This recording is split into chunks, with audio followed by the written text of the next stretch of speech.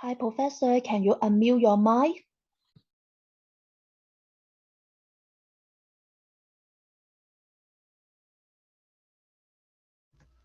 Yeah. Okay. So we're gonna start in a few minutes. Okay. So we're gonna start in a few minutes.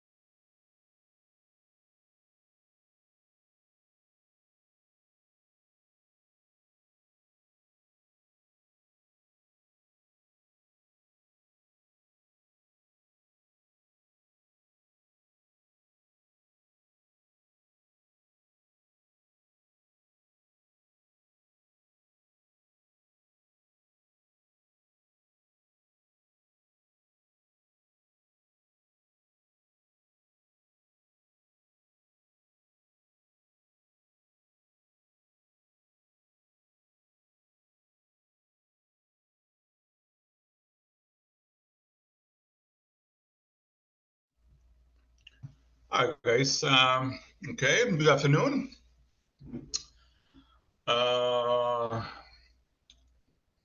Any questions so far? So we had the session last week, and some of you guys might not join in that session. So for those of you who didn't join to the last session, you can basically look at the recording sessions. Okay, so there's going to be recording sessions basically on the cloud. If you couldn't find it, let me know so that I can direct you to the recording sessions. Okay, so what we're gonna do, generally the course is basically the Excel course, right? So you're gonna learn Excel, how to work with Excel and Excel. Okay, and I don't know what happened to my video. Difficulty with my video recording. Let me see whether that's fixed. Doesn't look like. Let me see. Use different port here. Anyway, so that's kind of inconvenient. Let me see whether I can fix this. Oh yeah, it's fixed. Okay. All right. So as I said, it's going to be. Oh, it's not fixed yet. Yeah. All right. So, all right. Let me. Sorry, guys. It's just something wrong with my video. Anyway, as I said, so it's going to be the course is going to be learning Excel, different skills in Excel, and basically what we're going to do basically is we basically go through the course material online, and I will try to explain everything online, and then after we go through the course material online, then I will open my Excel, basically the Excel sheet which I have for the class, and we go step by step. We apply step by step what we learned. Okay, so that's going to be the basically the composition of the class. Basically, we together about different Excel functionality. And after we watch those videos together, then we open an Excel file, and then we do those skills which we learn, we apply it to our Excel file which we have in the class. Okay, so that's going to be basically the process of this course from beginning to end. basically. So we brought some video together, then we go to the Excel file and apply it. Okay. Okay. Without further ado, I'm just gonna share my screen, and then we go from there. Okay. Sharing my screen and the computer audio. So as soon as I start the computer audio, you won't hear my audio. Okay, so you're gonna hear the computer audio with basically the each different tools in Excel. Okay, all right.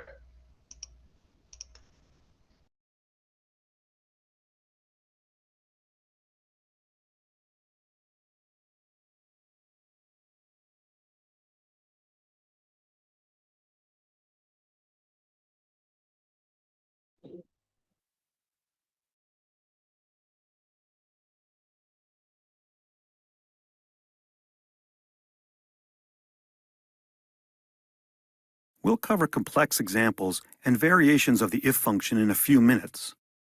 But first, a quick if function refresher.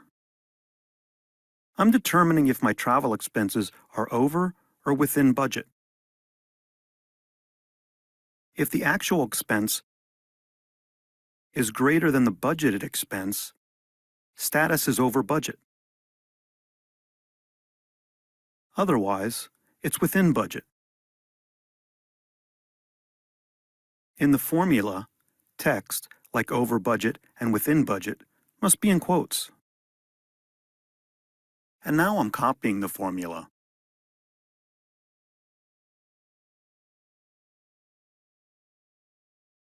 Now I'm determining if a category of merchandise requires a shipping surcharge. If packaging is equal to fragile, comparing text with the if function is not case-sensitive. The surcharge is $75. Otherwise, it's zero. I'm copying the formula again. If the text has extra spaces, comparing text with a function may not return the results we expect. The text in B3 has a leading space, and it's not returning the results I expect. It should have a $75 surcharge because it's fragile. Getting this wrong would take $75 per mistake out of our revenue. Adding the trim function to the formula will help. The trim function removes spaces from a text string except for single spaces between words.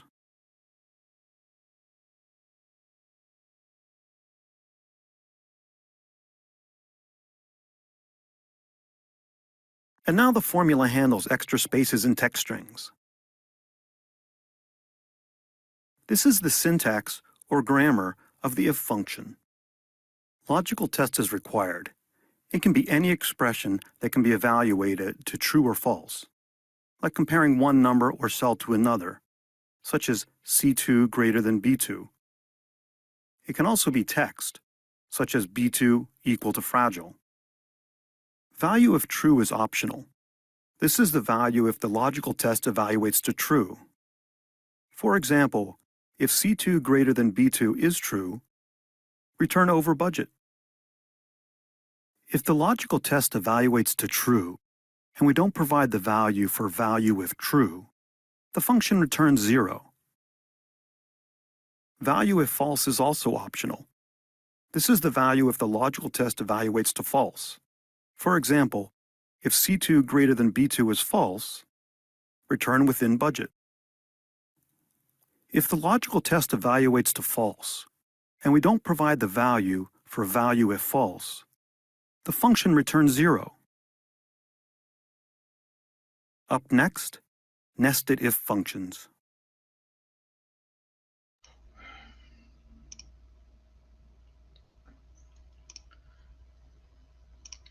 All right, so we learned if function here. Okay, so let's go to my Excel file, which is I open it here.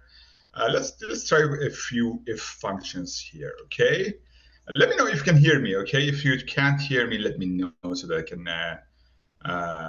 adjust my volume. Okay, so as it said in the example, if function is like that. So if Okay, so that's equal to if. Okay, and then there's a logical test. There is value if true, value if false, and close parentheses. Okay, so basically the value in the cell, which basically right now we are in cell D2, right? So we are in D2. The value in this cell is going to be determined by the if function. Okay, so let's look at the logical test. If a bar, which is this guy. Okay, sorry, I'm sorry. All right, so a bar, basically the first row in this table.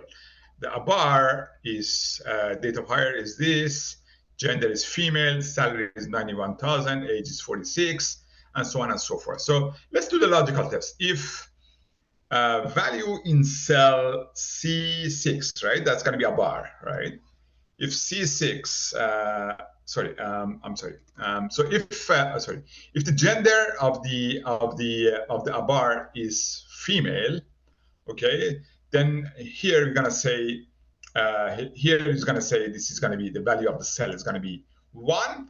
If it's not female, it's gonna be 0. Okay, so let's do that. Okay, let's test that with the if function. Okay, so if the value of in E6, let's say E6 is gonna be F, which is basically you have to all the time make sure that you put the stuff in a double quotation mark, right? So F, okay, and then the value if true, if it's true, return 0. So sorry, if it's true, return 1, and if it's not, then return 0. Okay, so everything has to be in double quotation mark. Okay, and as you can see, the value is 1, right? Because the value in cell C, cell E6 is female, right? So if I don't put anything, if it's false, I think that's also work. So it's just like this, gonna work. But if I don't put anything also in true, let's see what's gonna happen. So if I just don't put anything here at all, so let's just put nothing there. Just do if E6 equal to F, then like this, right? So and then it's gonna return 0, right? Because if you don't, as I said, if you don't put anything, if the condition is right, the return value is going to be 0. Okay, so basically that's going to be like this. Okay, so basically if function tests the logical function. As I said one more time, let's do that one more time together here. Test the logical logical test, right? And then if the value is true in the cell that you introduce the if function, that's going to be you can put whatever you want to put there. Okay, let's also test one more thing here. So I just want to make sure that we need to put the quotation mark there. So I'm not sure whether we really need to put the quotation mark there or not. So E6, as I said, is going to be female, right? So it's going to be, if I just don't put quotation mark and just put F. Okay, let's see what's going to happen. Okay, and if this is 1. And if this is 0, then that's going to be enter. Yeah, so you see that's give you error. Okay, so you make sure that you put the F sign in the double quotation mark. Okay, and if you just don't put double quotation on 1 and just put 1, simply 1, and put simply 0 here, what's going to happen? Yes, so it's still going to be 1, right? So it's going to return the value 1. Okay, the other time is going to return the character 1. Okay, these are the difference between character 1 and the value 1, right? So character 1 is going to be the one which is the double quotation, and value 1 is going to be the one without double quotation. Okay, so just make sure that you understand the fact how you work with the if function. Okay, so that's going to be the how you play with the if function. Let's do one more if function. So if, for example, the salary of a bar is more than 80,000. Let's do that. If his salary is in which cell? It's going to be F6, right? F6 is going to be salary of the bar. If it's greater than, let's say 90,000, right? So this time you don't put the 90,000 double quotation because that's just a number. Okay, numbers you don't need to put them in double quotation, but the the values, basically the characters, you need to put them double quotation, okay? And then they say, oops, sorry. So I have to go back here, up there. Let's say high salary, and if you put basically if and then otherwise it's going to be not low, no salary, but let's say medium salary, medium salary, okay? And if I enter that, then it's going to be that's going to be medium salary, okay? So that's going to be high salary, okay? So basically, that's how you do the if function, okay? The if function, there is a test. If it's true, that's going to be this argument is going to be copied in the cell. If it's not true, it's going to be this argument copied in the cell. If I put 9 instead of 9,000, if I put 100,000, then it's going to be medium salary, right? So because the condition doesn't met. The condition in F6, the value is 91 as less than 100,000. So that's because the condition doesn't met, then it's going to be false condition. If it's false condition, then it's going to be this guy is going to be copied in this cell, okay? So that's how you work with the if function. Any questions? All right, no questions. So let's watch another video on the nested if functions. Okay, let's. I'm gonna stop sharing and then again share it with the computer audio. That's gonna be a little bit inconvenient, but that's how it works. Okay.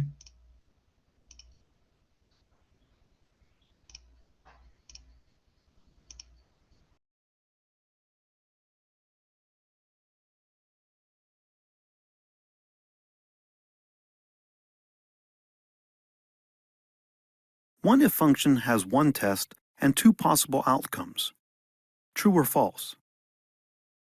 Nested if functions, meaning one if function inside of another, allows you to test multiple criteria and increases the number of possible outcomes.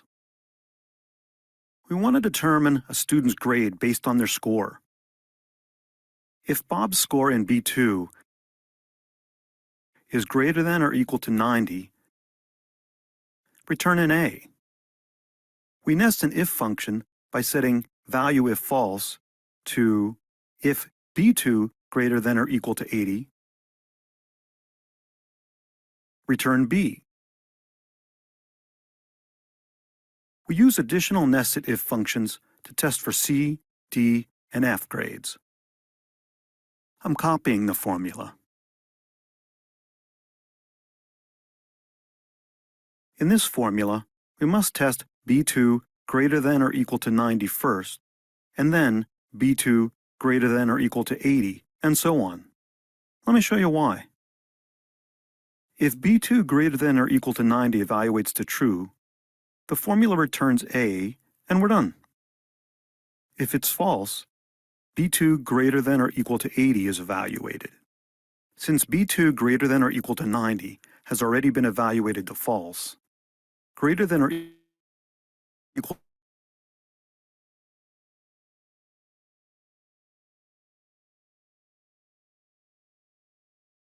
is essentially greater than or equal to 80 and less than 90. This continues for greater than or equal to 70 and 60. F is the final value if false. Here's another example. We want to determine commissions for our sales staff, but the commission percentage varies depending on how much they've sold. If Bob's sales, B2, are greater than or equal to 10,000, the cursor is next to the cell reference. I'm pressing F4 to make it an absolute cell reference. The commission is 5%. I'm pressing F4 again. If Bob's sales are greater than or equal to 5,000, his commission is 2%. Otherwise, his commission is 0. We then multiply the result by his sales. This is another example where the order of the formula matters. Sales greater than or equal to 10,000 is tested first. If it evaluates to true, it returns the value in G2, 5%. If it evaluates to false, Sales greater than or equal to 5,000 is evaluated next. Since 10,000 has already been evaluated as false, sales greater than or equal to 5,000 is essentially greater than or equal to 5,000 and less than 10,000. If neither greater than or equal to 10,000 or greater than or equal to 5,000 is true, the function returns the value in G4, 0. Up next, if with and or functions.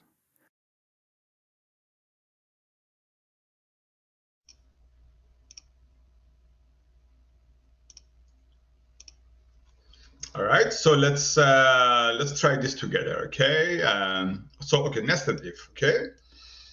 So I put a nested if right here for your attention, but I can go through that and you see what I've done here, okay? So as I said, the if function, just go back to if function. If function, there is a condition.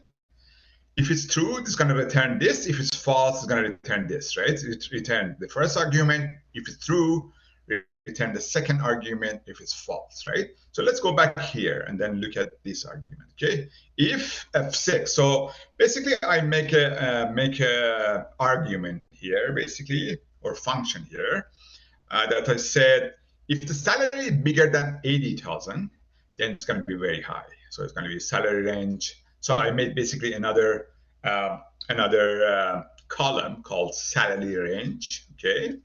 And in the salary range, I wrote the first, basically the first row, I wrote this if nested function, okay?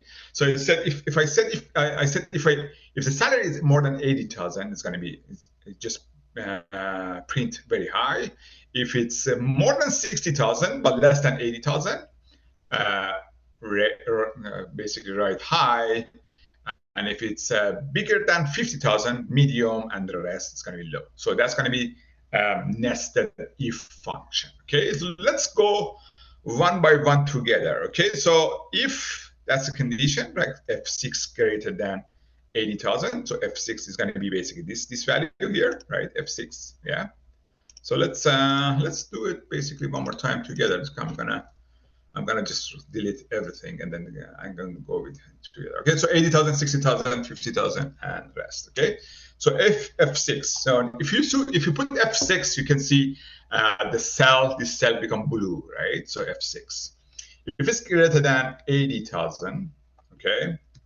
So then what do you want basically it to write is going to be very high, right? So that's going to be very high salary.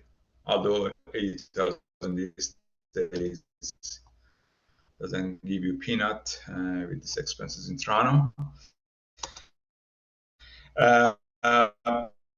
So that's going to be basically that's the very high is going to be when the condition met. Then it's going to be this is basically going to be written off in the cell.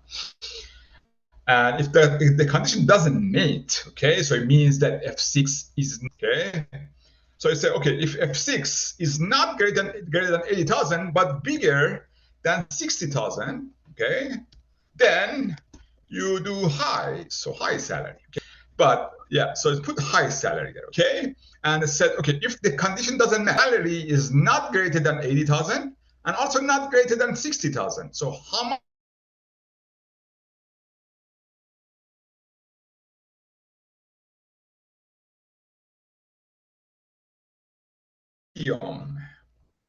Medium salary, okay? And the rest, just put low salary, right? The low salary, okay? That's going to be how the nested loop are written, okay? So you need to make sure, because you open a lot of parentheses, right? You didn't close any parentheses, so you have to close this if parenthesis, so it's going to be one parenthesis. Then you have to close this if parenthesis, so it's going to be another parenthesis, and there is another if parenthesis here. Sorry, Professor, we cannot see your screen. You cannot see my screen? Yeah, I cannot see. When did that happen?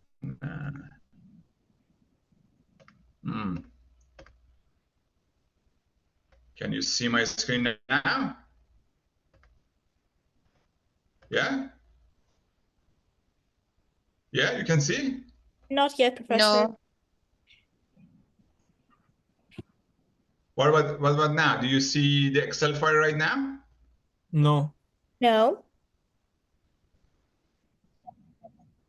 No? No. Mm. All right, let me stop sharing and share.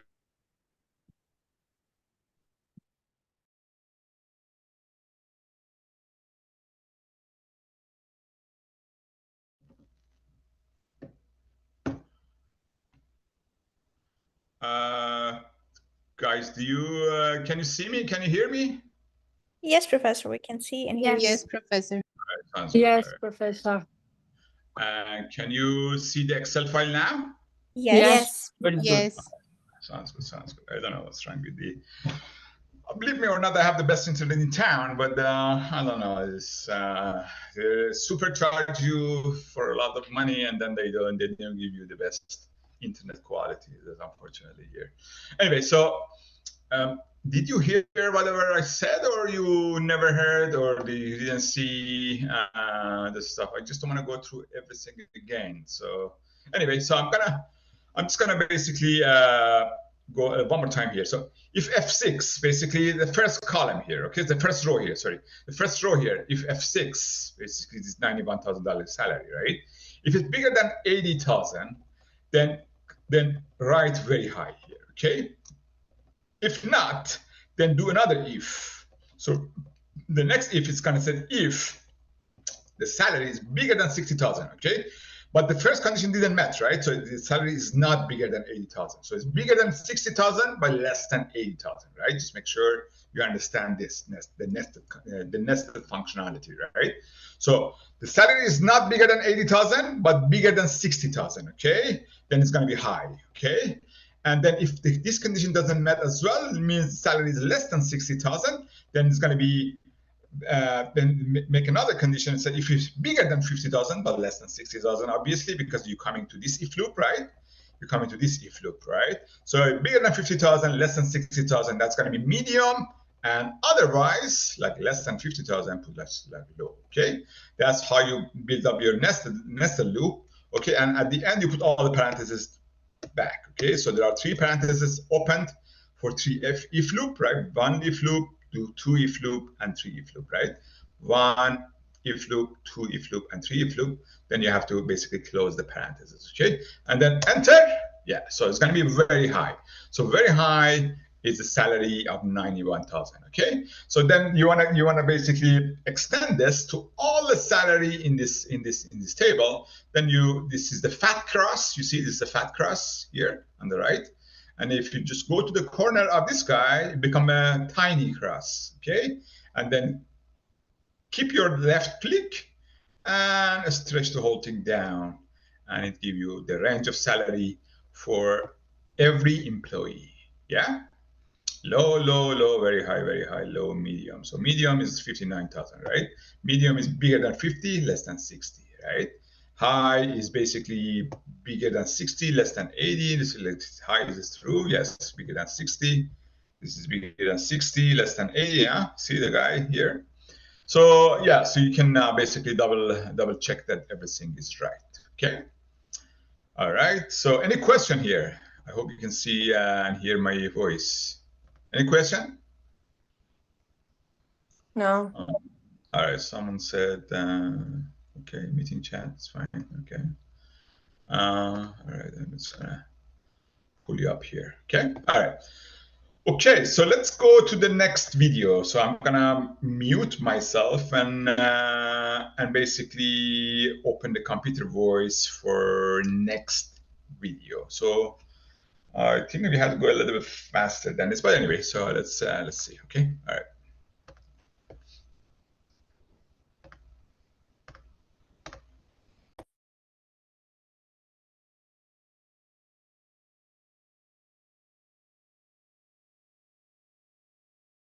Now we'll extend the functionality of the if function by nesting and or functions.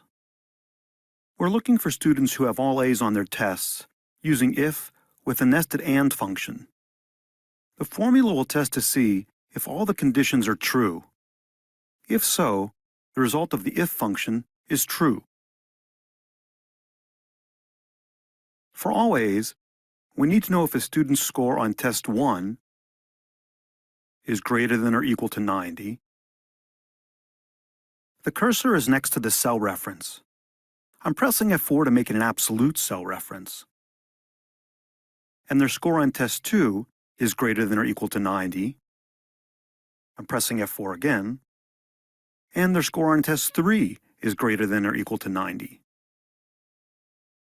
If they're all greater than or equal to 90, the if function returns yes. If not, it returns no.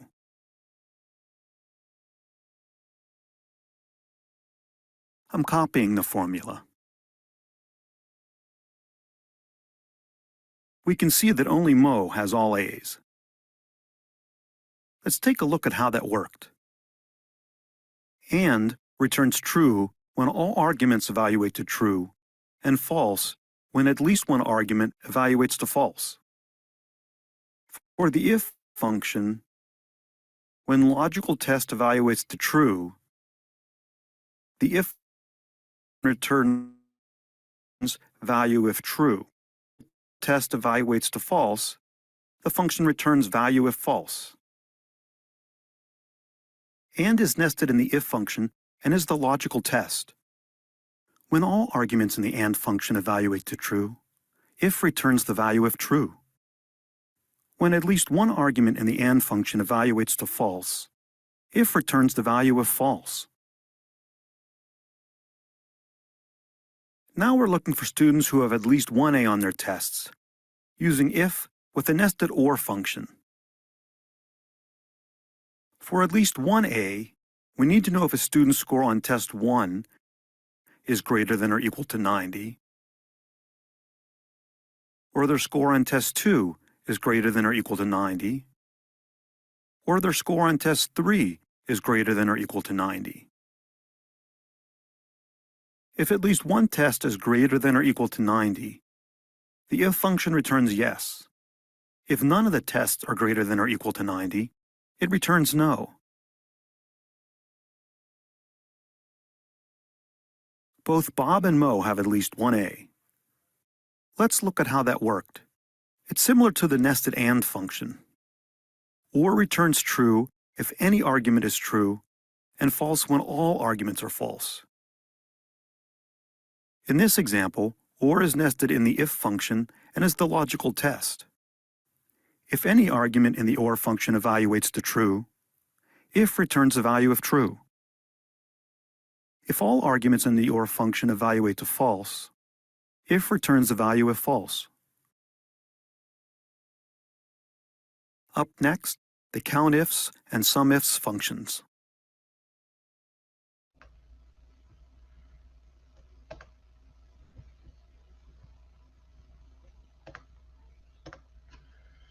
All right, so as you see, the basically if with the AND function and OR function is very useful, right? So because okay, so I mean it is in week 2.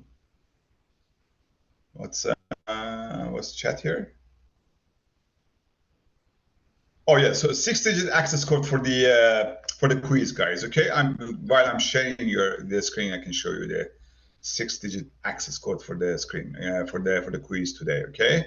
The 6-digit access codes for the quiz, if you just look at the week 2 content, okay, on your course shell, okay, you just go down, you see quiz 1 access code, okay, you click on it, it's gonna give you the access code, 5905523, okay, that's the access code for quiz number 1, okay.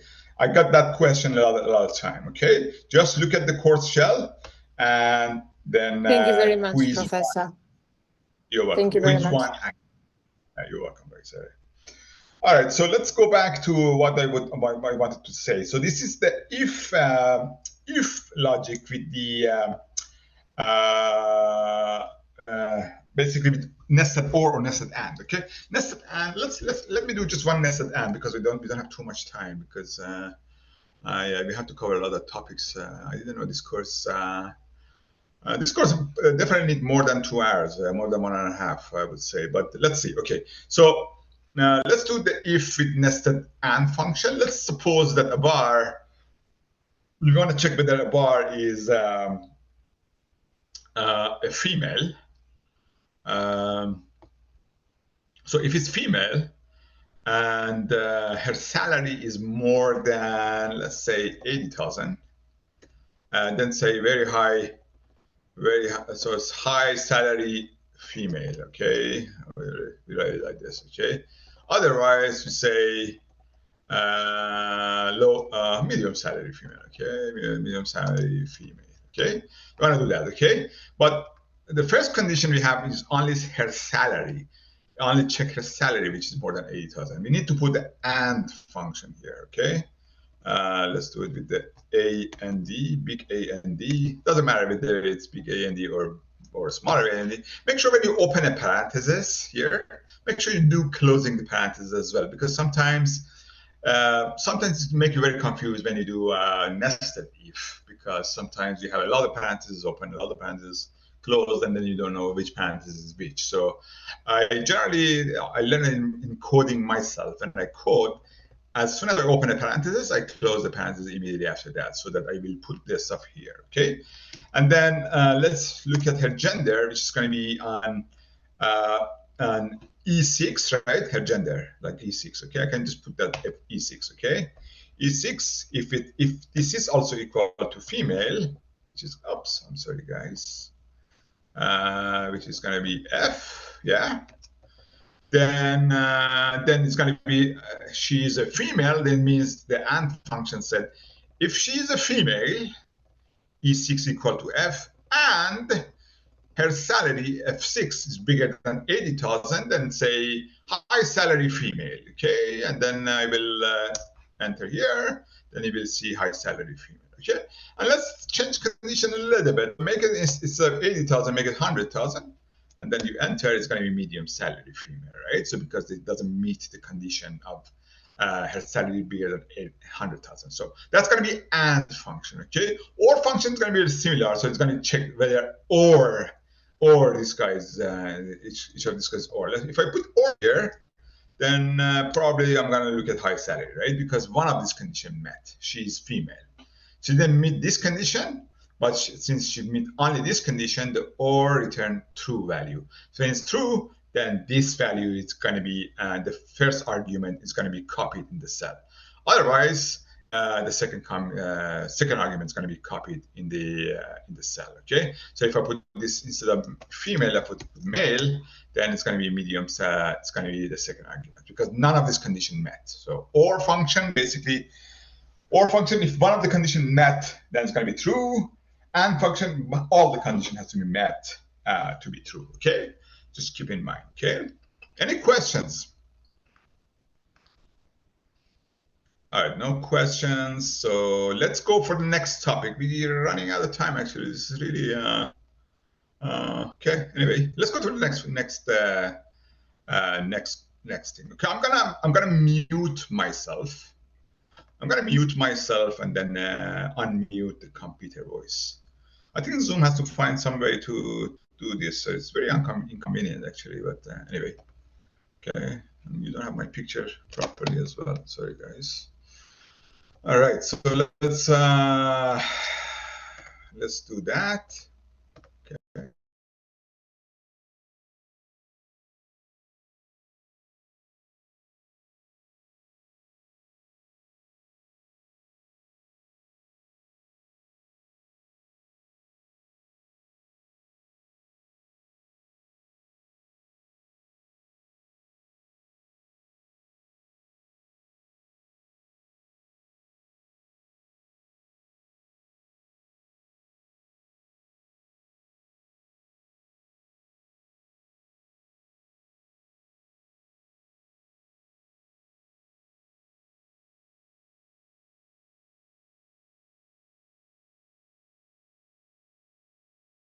The average if function returns the average of cells in a range that meet criteria.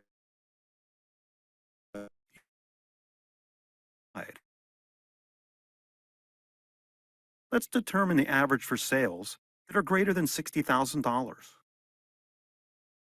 Type an equal sign, average if, opening parenthesis.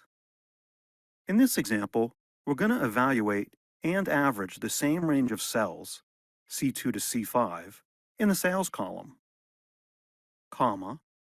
Then we type the criteria against which the range is evaluated, enclosed in quotes. You put in quotes so Excel interprets the operator and value correctly. In this example, greater than 60,000. Don't type a comma in 60,000. Excel would interpret that as a separator for arguments of the function and return an error. And press enter. Excel automatically adds the closing parenthesis to the formula. The average for sales greater than $60,000 is $71,229. Let's walk through this. The function evaluates how many cells in the sales column meet the criteria of greater than 60,000. There are 3 cells. The function then averages these cells. Now we'll use the average if function to determine the average for sales where the number of orders is greater than 50. In this example, one range of cells is evaluated against the criteria, and a second range of cells is averaged. We type equal sign, average if, opening parenthesis, the range of cells we want evaluated, cells B2 through B5, in the number of orders column, comma, the criteria by which the range is to be evaluated, enclosed in quotes, greater than 50, comma, the range of cells we want to average, cells C2 through C5 in the sales column, and press enter. The average for sales where the number of orders is greater than 50 is $66,487. Let's walk through this one too. First, the function evaluates which cells in B2 through B5 meet the criteria of greater than 50. 3 cells meet the criteria. The function then averages the cells from the sales column where the criteria is met by the corresponding cell in column B. For more information about the average if function, see the course summary at the end of the course. Up next, weighted average. All right, so let me just share my screen.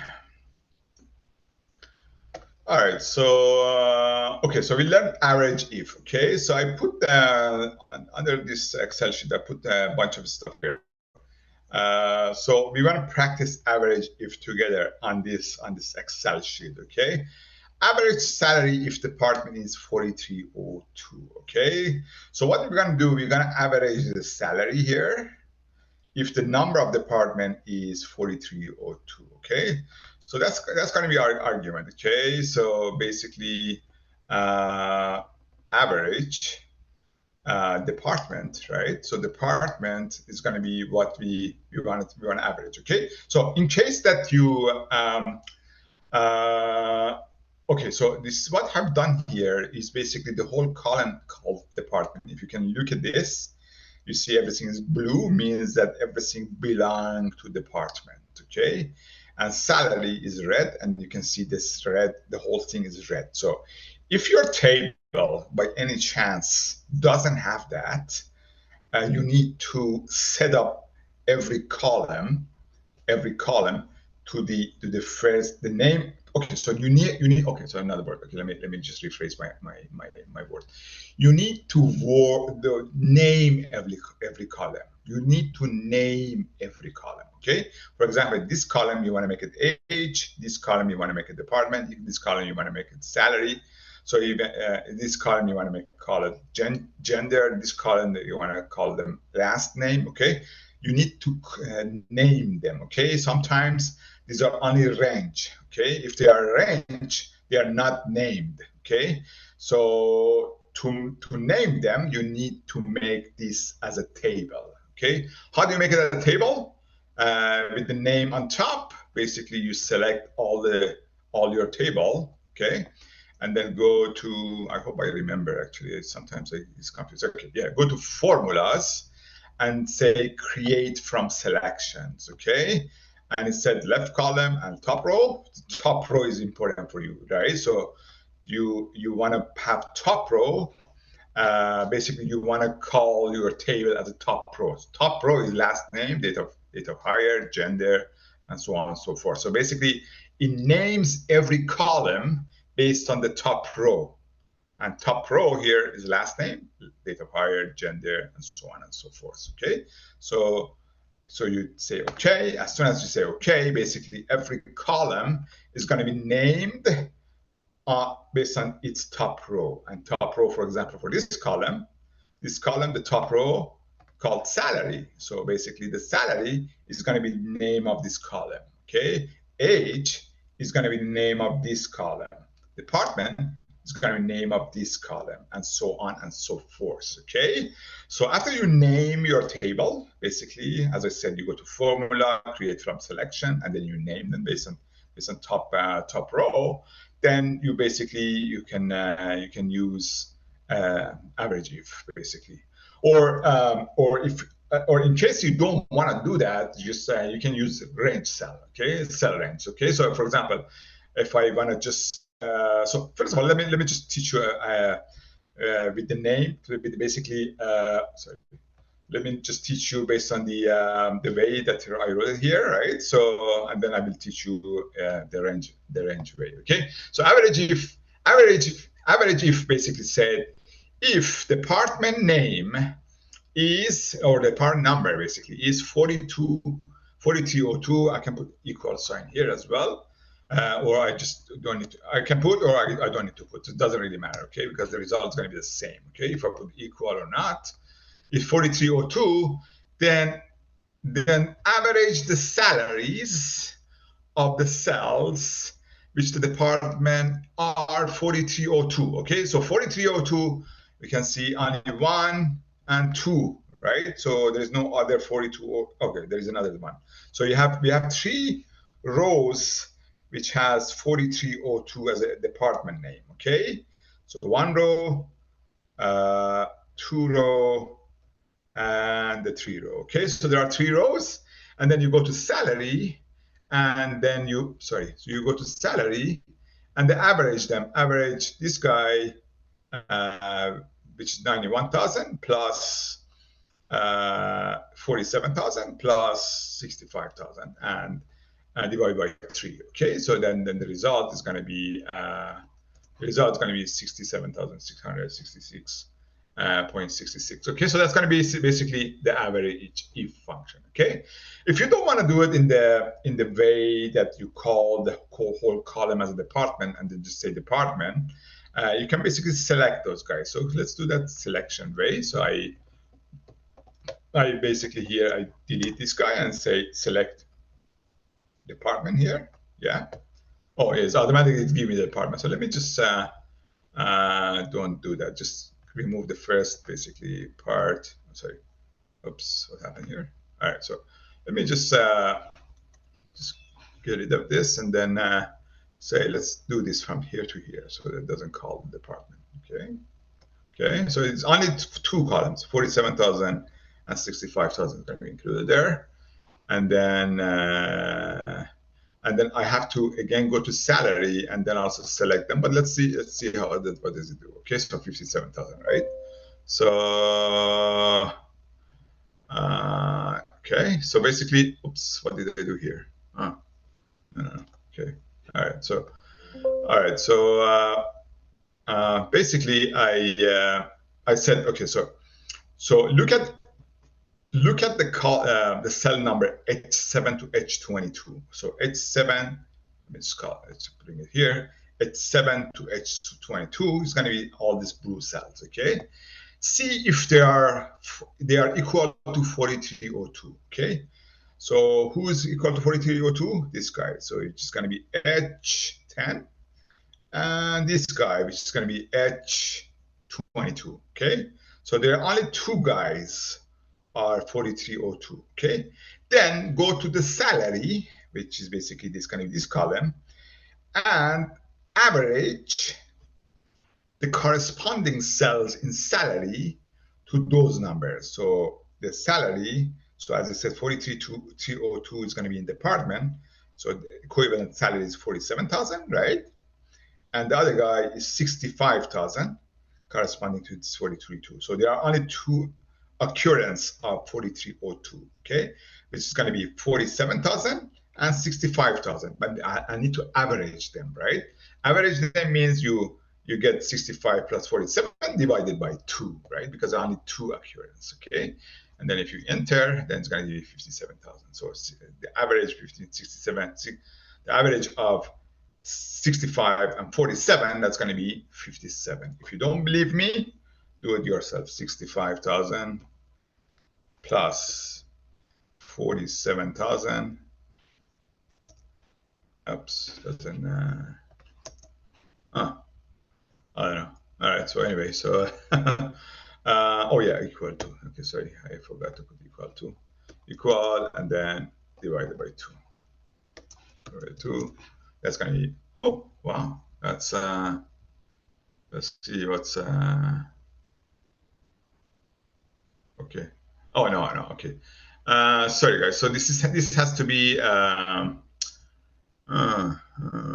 42. Do we have any other occurrence of 4302? Oh yeah, you got one on top. Oh, okay. So maybe okay. So what did I do? What did you do wrong here? Is just I need to also update the salary. I can't just put the salary there. I have to put equivalent to H6 to H. So equivalent to H7. Sorry, H7 to H22. I need to put the salary, which is going to be from F7 to F22. Okay, if I put this, then I will have for 56,000. Just make sure, as I said, make sure that the range for your for the output range is going to be the same as input range. Okay, I put H7 to H22. Here H7 to H22 and look for 4302. And then I will look at F7 to F22 to average, okay? So if you don't do that, like me, I did it the first place, I just put the salary there, then it gave me error. So give me wrong number, I would say. Not error, still give you a result, but it was a wrong number, right? So because it was, the average was 56,000, but the average give me 57,000, right? So now it's the right one. So one more time, I just want to repeat this one more time.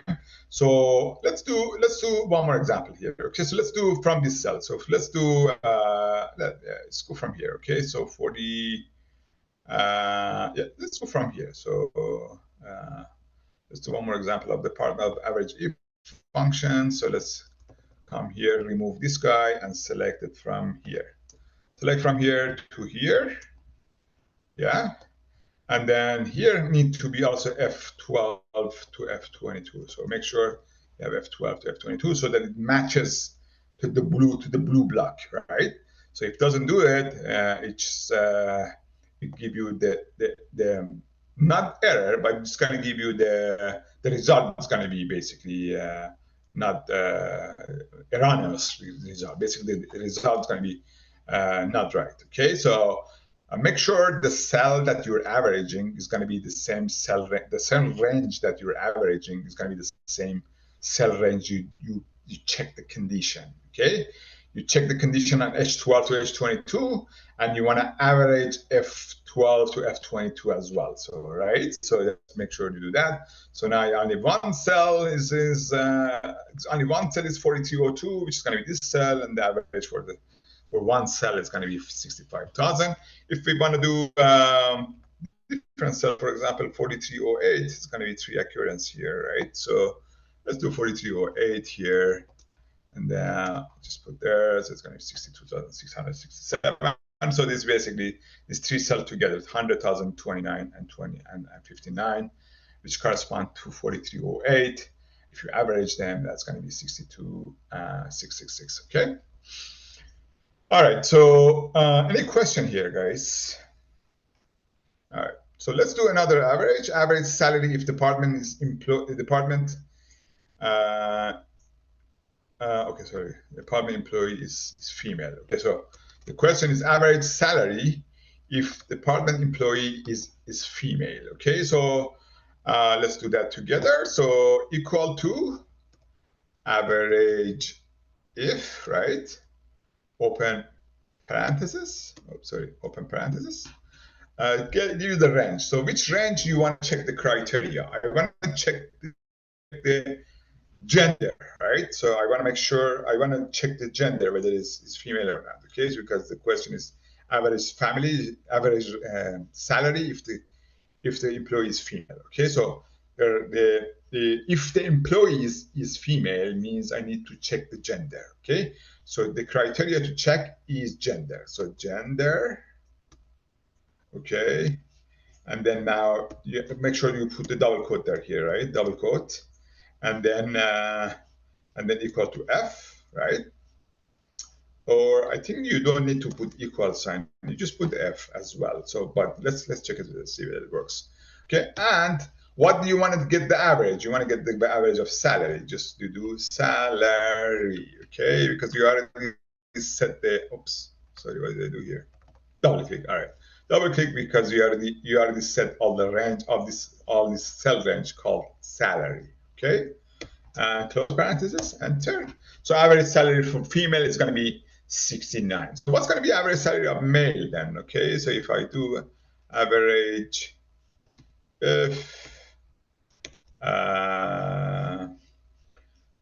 gender, oops, sorry, gender, and let's go, oops, what did I do here? Rank. Yeah, okay, so go here, and salary, okay. Oh yeah, so 56,000, 57,600. Okay, so all right, so basically that's how you can calculate the average salary for gender. Okay, okay, so that's going to be average if function. Okay, any questions here, guys? All right, no questions. So I'm going to unshare my. Okay, so any question? Let me see. I can see in chat box some question. Ashmina, you said, why are not we taking H6 and H and F6? I don't understand your question. So you can unmute yourself and you can question you can ask your question because I don't understand your question. Okay. Feel free to unmute yourself, guys, if you have a question. Okay, you can unmute and ask your question. Don't be shy. Okay. Suppose that you're joining a live class, okay? Just unmute yourself and ask your question. I would be very happy to hear your questions, okay? All right, so I'm gonna go. Thank you. All right, so I'm gonna go to next topic, which is gonna be SUMIF because we don't have too much time. I'm gonna stop sharing and so that I can share my other stuff, okay?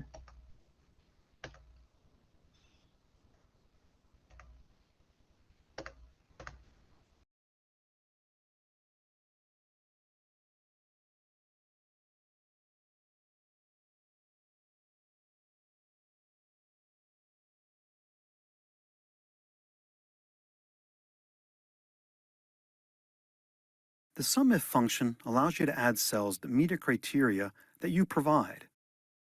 For example, in this formula, if B2 is greater than 100, add C2. If B3 is greater than 100, add C3, and so on. The syntax of the SUMIF function is SUMIF, open parenthesis, range, comma, criteria, comma, SUMRange, close parenthesis. Range is the range of cells that you want to evaluate using the criteria, such as B2 through B6. Criteria defines what the cells in the range are evaluated against, such as greater than 100. SUMRange are the actual cells to add if their corresponding cells in the range match the criteria. such as C2 through C6. Brackets around sum range indicates it's optional. If sum range isn't used, the cells in the range are both evaluated by the criteria and added if they match the criteria. Let's try it out. We're going to create a formula that adds property values that are over $160,000. We start with an equal sign, sum if, open parentheses, select the range, comma, put the criteria in quotes, in this case, greater than 160,000, and press enter. And the sum of the property values over $160,000 is $900,000. This is an example where sum range is omitted. The cells in the range, A2 through A5, are both evaluated by the criteria and added if they match the criteria.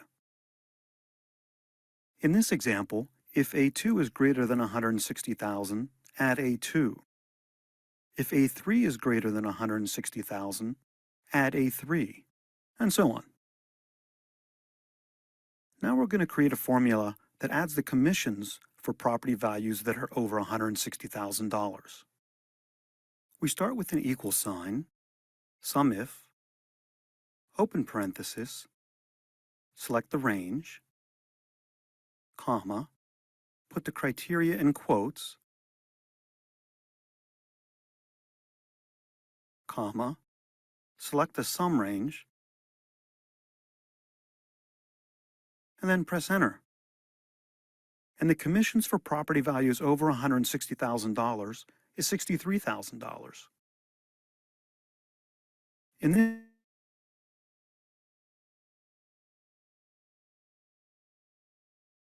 this example, sum range is defined.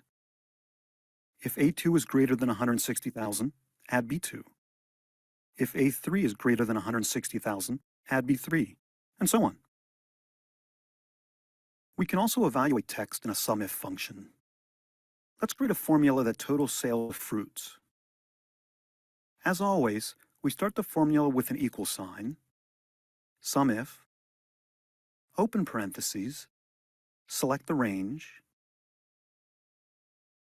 comma, put the criteria in quotes, in this case, fruits, comma, select the sum range,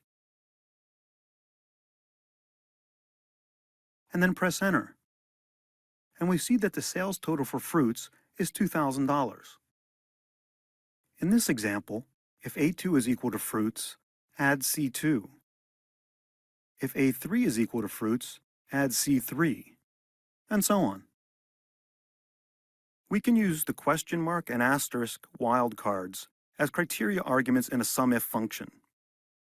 A question mark matches any single character, and an asterisk matches any sequence of characters. Let's add the sales for foods ending in ES.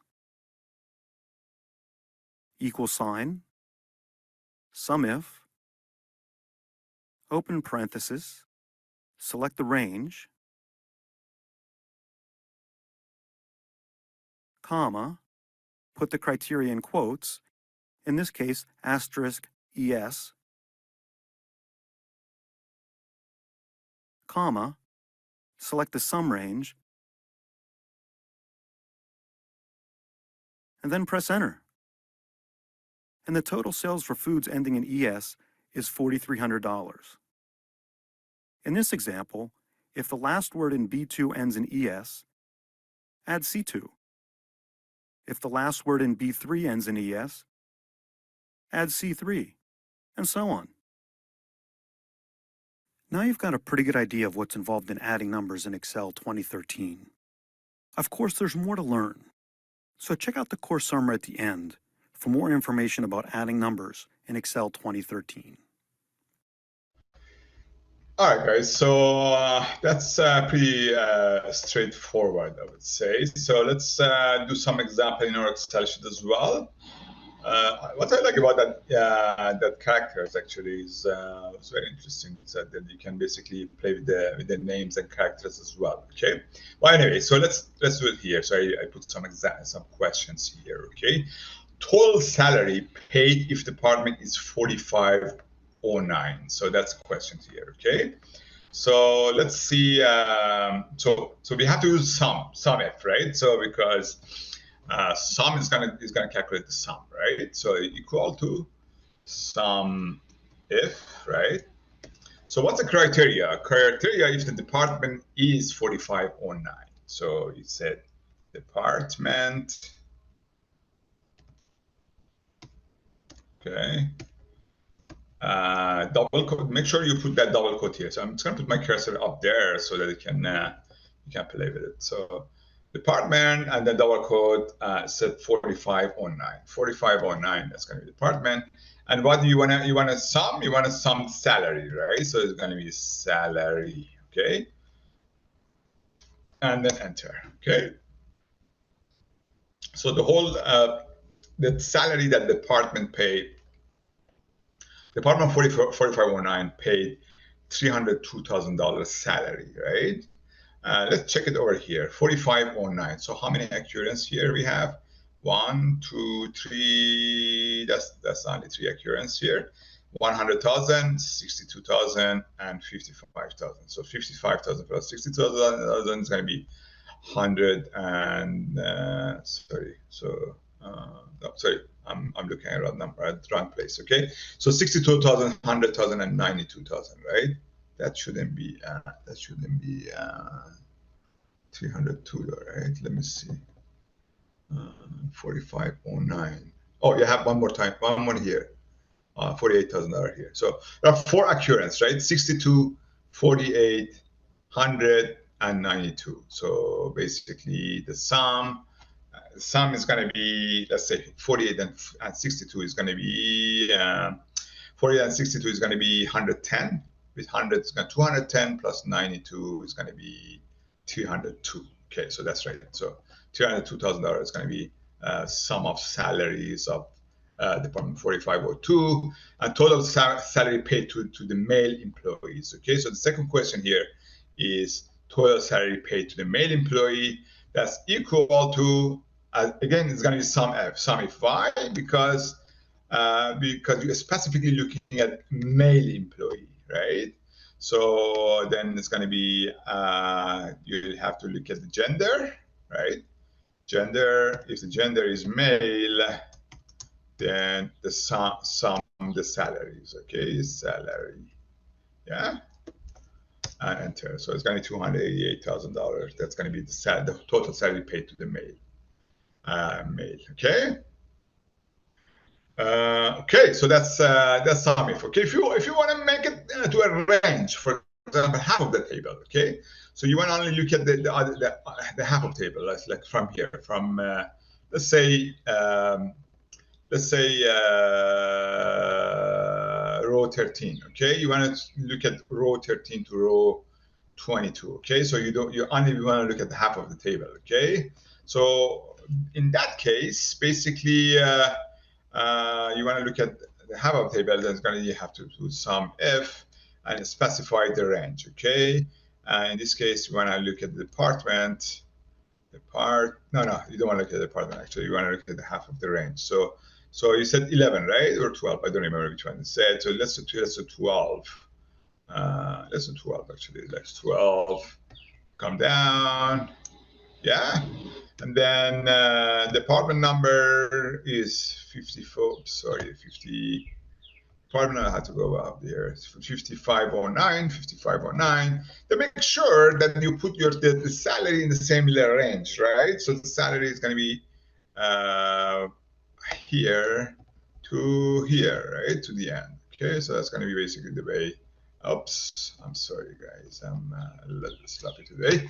Enter. So. Oh yeah, still it's going to be 302 because all the 4509 are appearing after row 12, let's say. So yeah, $302,000 is going to be basically this. So make sure, one more time, make sure that the range of the cell that you're summing is going to be the same range of the cell that you're checking your criteria. Okay, so in this case, we're checking the criteria from H12 to H22. Then you have to sum also from F12 to F22. Okay, so you check the criteria on cells, make sure the sum is going to happening on the same range of cells in term of the number of rows, right? So in terms of range, right? So you're checking from H12 to H22, make sure you're summing from F12 to F22 as well. Okay, just make sure that you don't forget that as well. Okay. All right, let's go to the next topic, which is going to be CONT-IF. Okay, any questions? All right, no questions. All right, I'm going to stop my share of the screen and then share it with the computer audio so you can hear the video of CONT-IF. Okay. All right.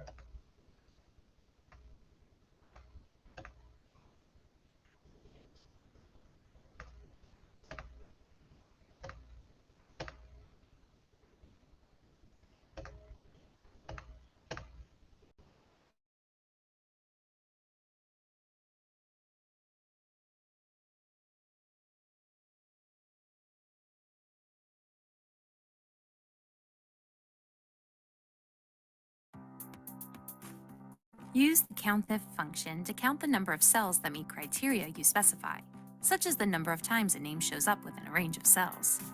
To use a formula with COUNTIF, select an empty cell, type the equals sign, and type COUNTIF into the cell, followed by an opening parenthesis. The COUNTIF function has two arguments, range and criteria. Let's start with range. Select a range of cells, type a comma to advance to the next argument, which is the criteria to look for.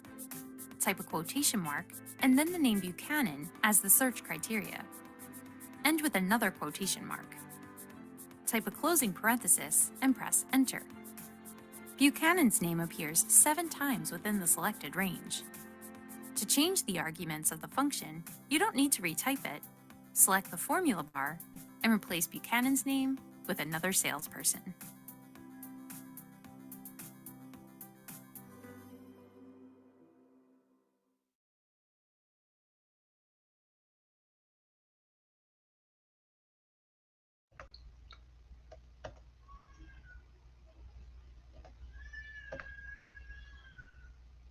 All right, so that's that we learned. Now that we learned CONT-IF, let's go to the Excel form again, and there are a couple of questions here. Okay, interesting actually. This how many employees working? Okay, how many male employees working for the company? Okay, so that's the first question. As I said, CONT-IF is only counting the number of occurrence in the number of occurrence basically in the cell. Okay, so equal to CONT-IF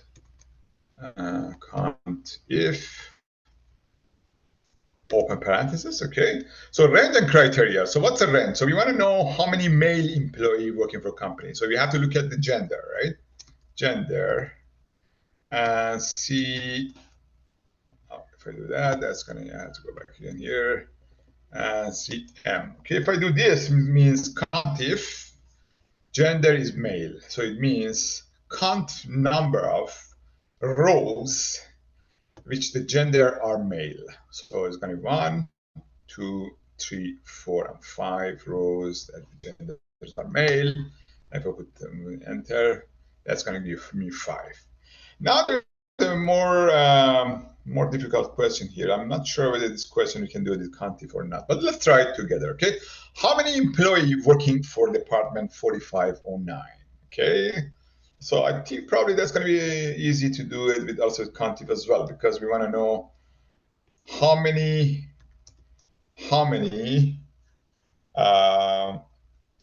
occurrence of 4509 we will have in department, right? So how many occurrence of 4509 we have in the department means how many employee working for 4509 as a department, right?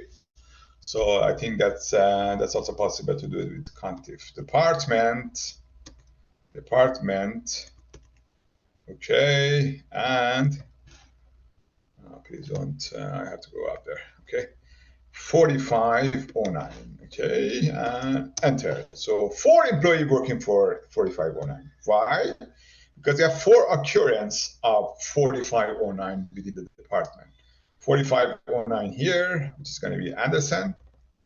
4509 be here, it's going to be Bacon. 4509 here, it's going to be Baldwin. And 4509 here, it's going to be Barbarial. So basically, that's our 4 occurrence of 4509 in the department. So if I do contif department equal to 4509, it's going to give me how many employees are going to work for 4509 department. Okay. Any questions?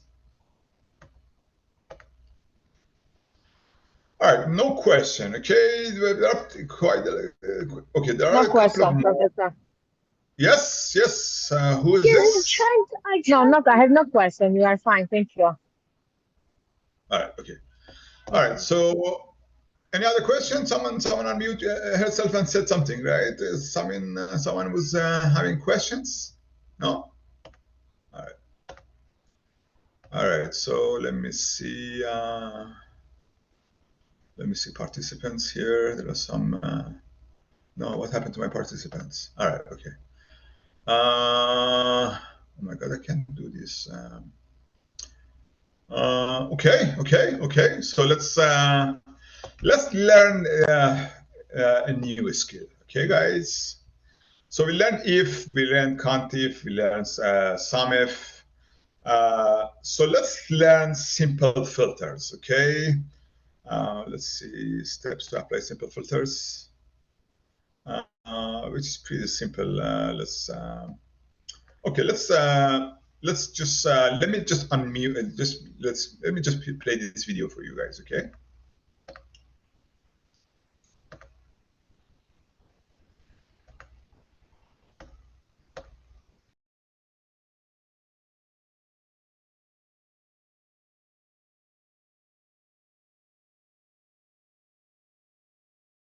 In Excel, filter data in a range or table to show the data you want and hide the rest. Select a cell within the range. Select Data, Filter. Select the arrow. Select Text Filters or Number Filters. Choose a comparison, like Between. Enter the filter criteria and select OK. Is your data already in a table? The filter arrow is already there. Select the arrow. Uncheck Select All. Select the boxes you want to show and select OK. Looks good.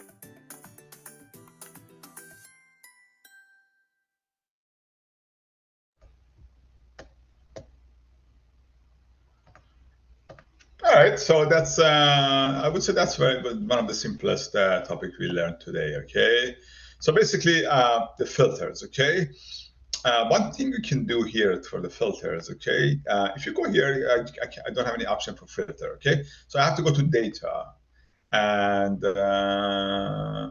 what's this? Okay, data and filter. Okay, when I do the filter, I will see all this small radio button.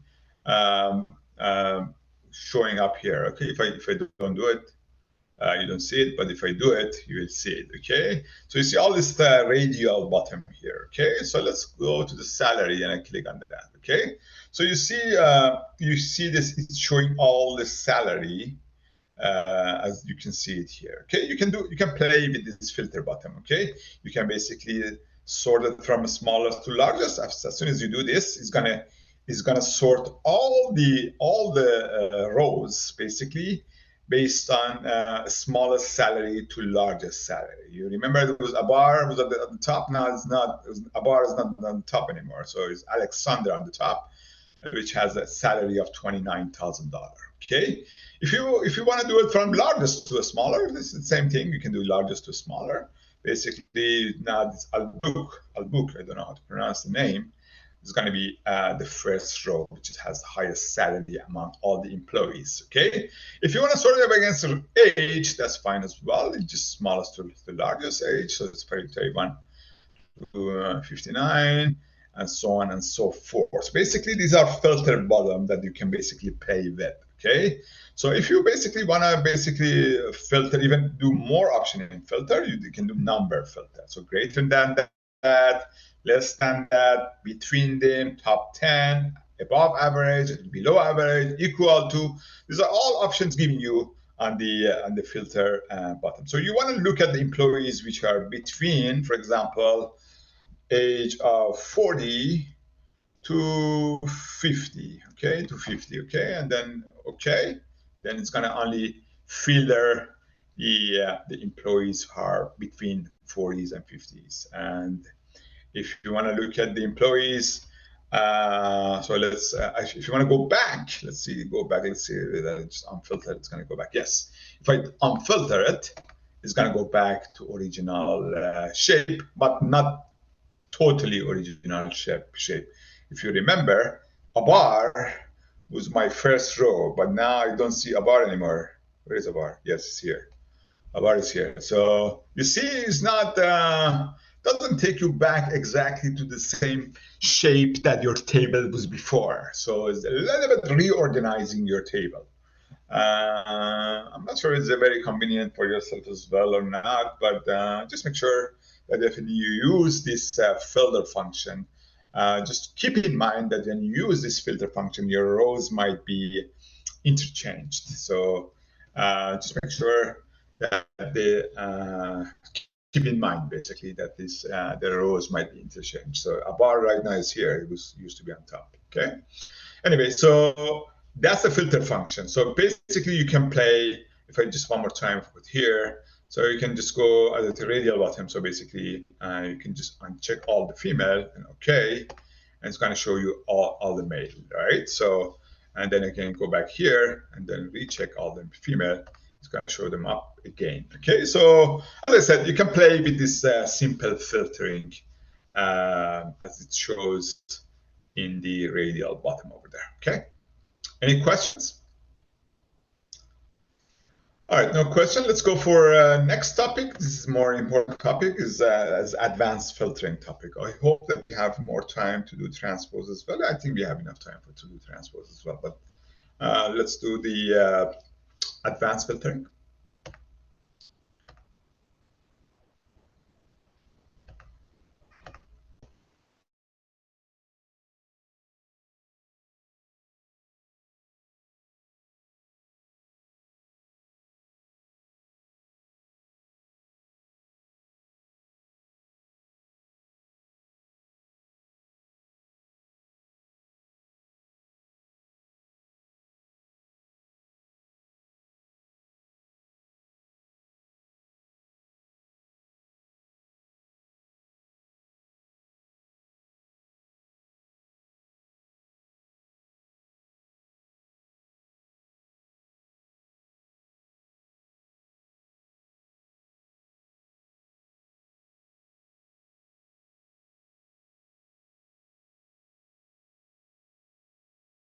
We filtered with the auto filter in the Auto Filter Details video. It's easy to use and has many options. You can use the advanced filter to create more powerful filters, such as filtering for unique records and using operators, such as OR. T is in the product name column twice. To filter so that T displays only once, on the Data tab, click Advanced. In the Advanced Filter dialog, click the List range. On the worksheet, select the column you want to use to filter for unique records. In this case, the product name column. Click Unique Records Only, Click OK, and now T appears only once.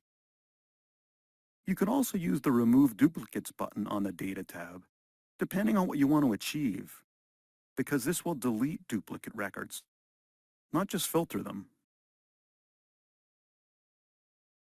To use the advanced filter to filter with multiple criteria, you need to create a criteria range.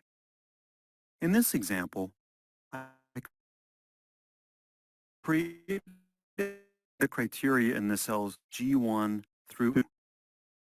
The top cell in each criteria column must be the same as the headers in the columns you want to filter by.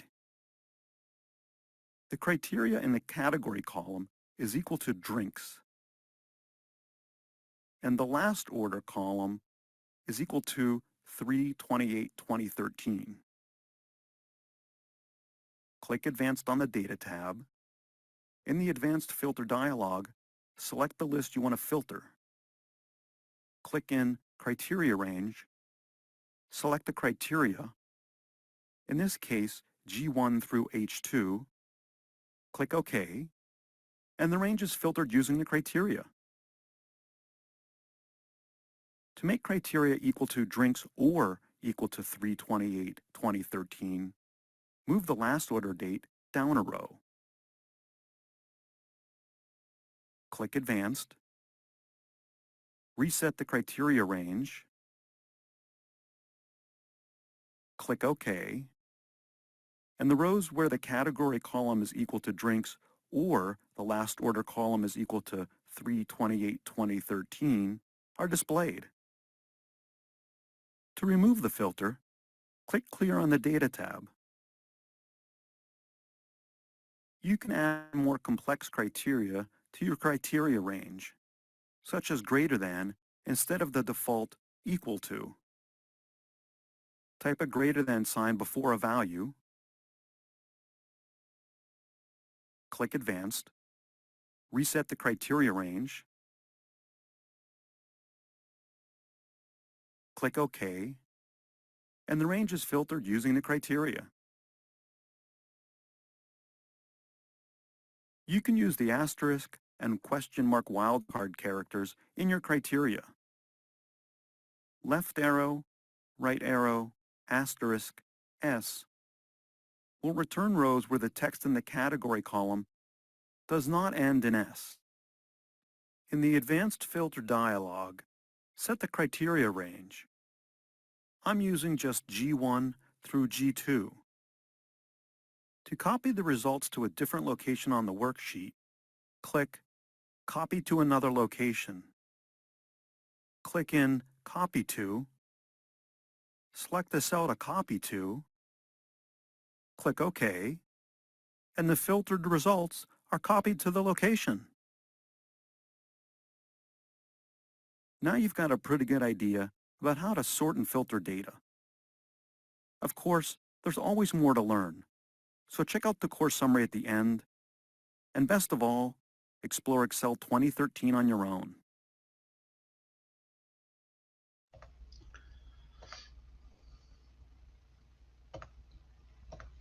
All right, so let's practice a couple of these skills as well together. Okay.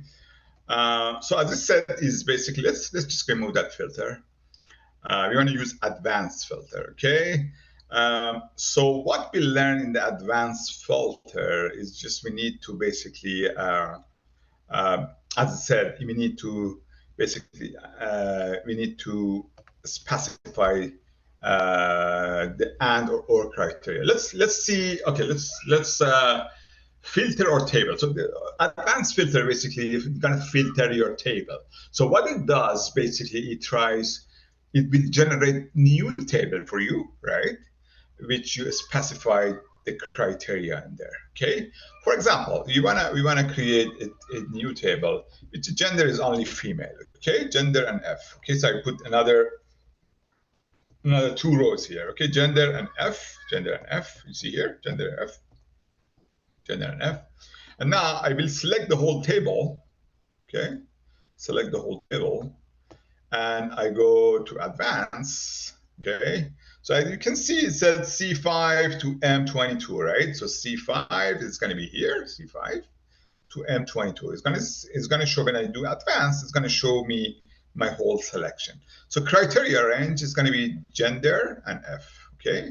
Oops, what did I do here? Okay, I made a mistake here. All right, sorry, let me do it one more time, okay? So advanced, okay? So it means the whole table is selected in the list range. Now I have to click on the criteria range and then select gender and F, okay? When I do that, then it's gonna only generate a table to replace the old table with the new table, which all the genders are F, okay? So let's do salary, okay, greater than, let's say 50,000, right? 50,000, okay? Now I select again. So if you want to go back to the original table, clear. When you clear, it's going to get rid of. It's going to take you back to the original table. Okay. So now I select again the whole table. Okay. And then I click advance. Now I set my selection. I get rid of this criteria that I made it before and make a new criteria, which is salary bigger than 50,000. Okay. So it's going to only show me only salary of the people who are making more than $50,000 a year, okay? And so on and so forth. So basically, whatever criteria you have, basically you can put it here, and it spit out, I would call it. And we call it in coding, programming. It's gonna spit out another table for you, which is gonna be based on the criteria you put here, okay? So if I clear it one more time, let's see. I just don't want to overwrite the same table. I just want to make it to a new table. Okay. So I would advance again. So I don't care about the first one because the list range is already there. I'm going to get rid of this these selections, and again salary bigger than 50. Okay. And then copy to. I want to copy it somewhere else. Okay. Let's copy it to. Just put it here. Make sure you put cursor there, otherwise it doesn't let you move this guy. Okay. Copy it here. Actually, let's copy it here. Okay. And now if I put there, then it's going to spit out another table, which is going to be based on this criteria in here. Okay. So that's going to be this. And if you're wondering why happening to this G cell, just double click on this. It's going to open it for you. Okay. So this cell is going to be opened so that you know what's going on here. Okay. And if you don't like the location of this guy, you just undo. Yeah. So you do one more time. Okay. So let me just undo what I've done. Okay. So let's clear. Oh, we can't clear anymore, right? Because we already generated this table. So how can I get rid of this action? I can get rid of this action as well, right? Oh, interesting. So I can't. Oh, there's no undo button anymore. So look like as soon as this table is spit out, you can't really spit in. Basically, you can't get rid of this. So you have to go by hand and delete it like this, and then still have some formatting there. And I have to clear the format of this guy as well. Where is that? Where is that formatting thing?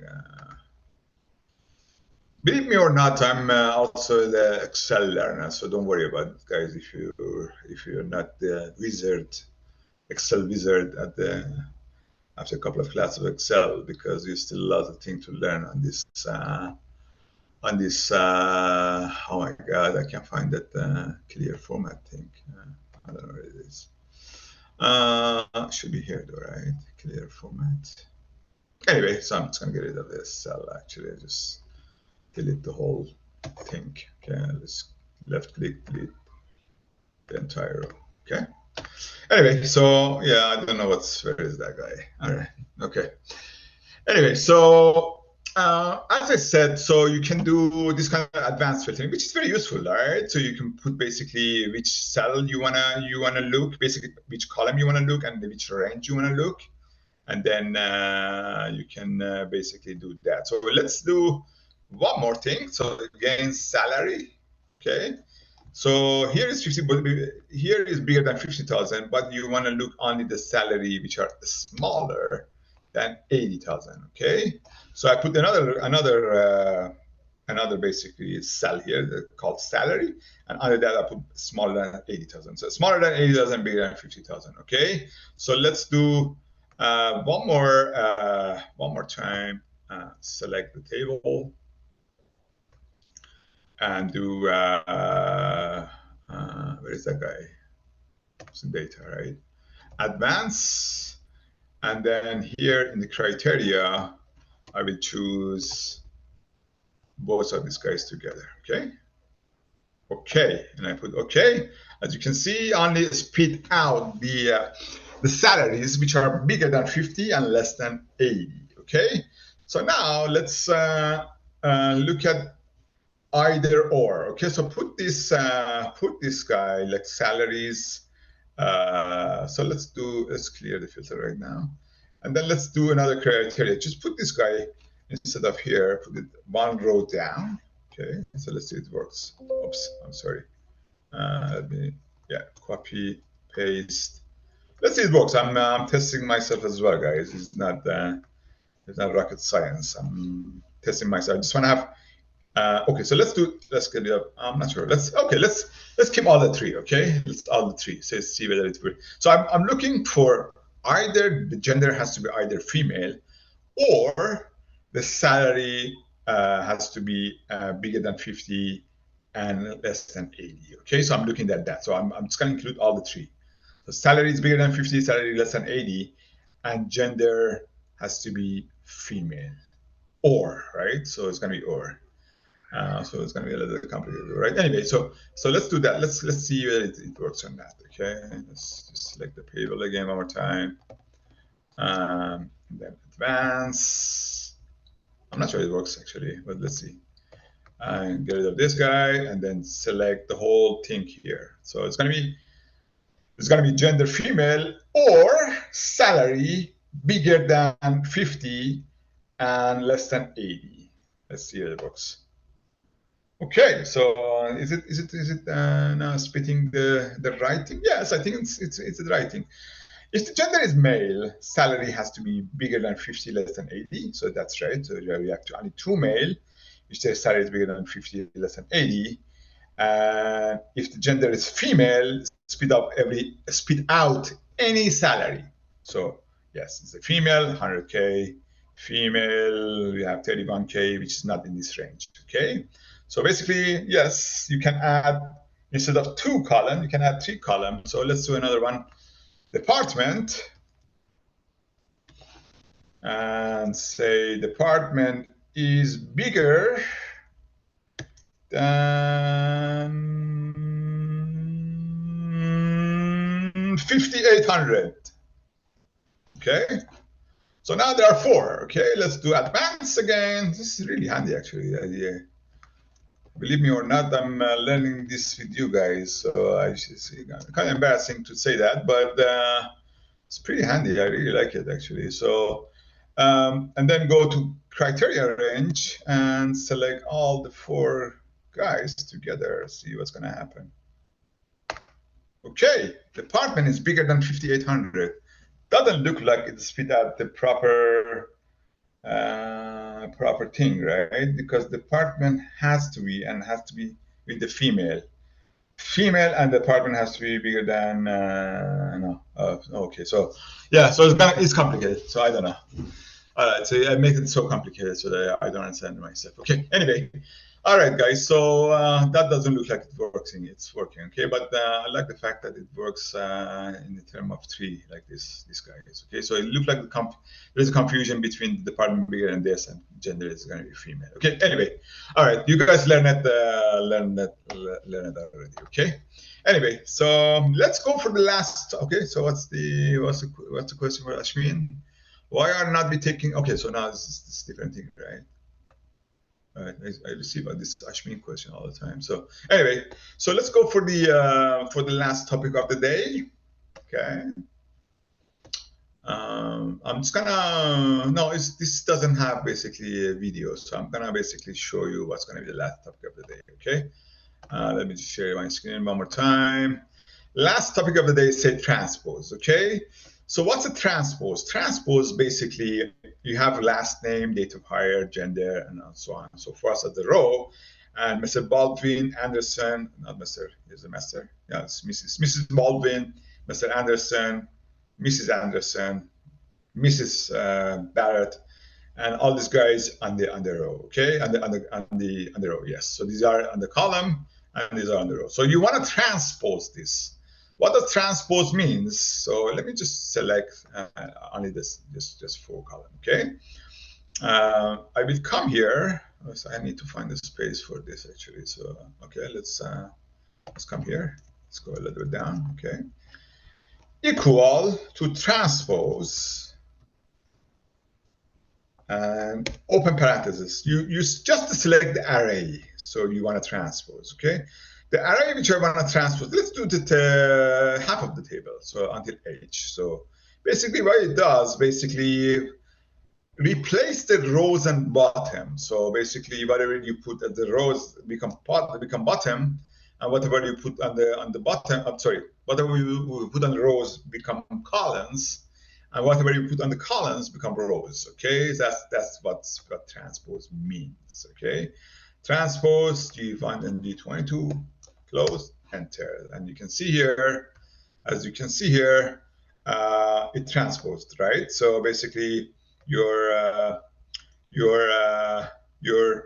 the last name. So what was selection here? Was last name until age, right? So last name, date of hire, gender, and salary, and age become columns. Sorry, become rows. I'm sorry, guys. Become rows, and all these guys name become columns, right? So that's how transpose works. Okay, all right. Another topic of the day is going to be pivot table. So this is very important topic. I think we're going to cover it in a few weeks from now in more detail. But for you guys, I want to direct you to the first week video on pivot table. This is very important, guys. The pivot table is one of the most important topic you want to learn in this course. So just go to course number 1. Sorry, guys, I get this email from Mark. There is data mining pivots. I think that's the so that's the pivot table tutorial. So make sure you watch this, because this is very, very important topics in Excel. So basically, pivot table, sort your data any way you want. Okay. So make sure you learn this, and you make sure you do the quiz. Let's see, there's a quiz. Quiz due date is basically in 3 days from now. So it's basically it's going to be on Sunday, I believe. So make sure you do the quiz. So it's 3 days from now. It's going to be, yes, Sunday. So Sunday midnight is going to be your quiz deadline. Okay. So make sure you do the quiz. And you know the quiz access code as well, right? So the quiz access code is going to be 5090523, just in the weekly content. So every week you're going to have a quiz, okay? So make sure you do that quiz as well, okay? Any questions? Any questions? All right, guys. So if you don't have any questions, I will see you guys next week, okay? Make sure you do the quiz, okay? Thank you, Professor. All right, guys. Okay, so see you guys. Thank you, Professor. Arvina, okay, all right, okay. You're a Thank you different very name much. now. Where did you come with this different name? Okay, all right. I don't see your name here, Arvina, actually. Which one now? Oh, yeah, iPhone guest. All right, sounds good. Okay, so see you guys next week. Okay, Arvina. All right. Thank Okay, you. bye. See you next time. Thank you. Bye. Bye-bye.